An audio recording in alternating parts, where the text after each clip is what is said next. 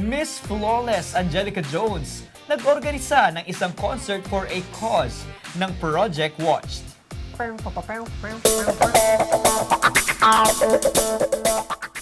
Isinagawa ang Time to Watch concert sa Quezon City Sports Club ng isang non-stock non-profit organization sa bansa.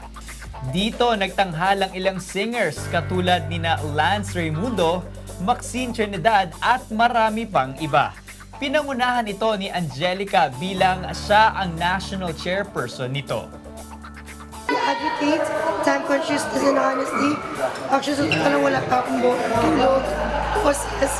So sobrang very dedicated ko talaga yung passion ko, yung love ko, yung everything for this project. Kasi ginawa namin kung Time to Watch, fundraising concert, para magkaroon ng pondo para pag-ikot namin sa buong Pilipinas sa DepEd, yung mga poor school, poor students, makapagbigay tulong kami, makapagbigay ng clock, ng time, ng wall clock, makapagbigay ng scholars, makapagbigay ng school supplies, with the National President J.C. Senate Philippines, NKHM, and Albert Young, and the National Board, and Project Watch Council.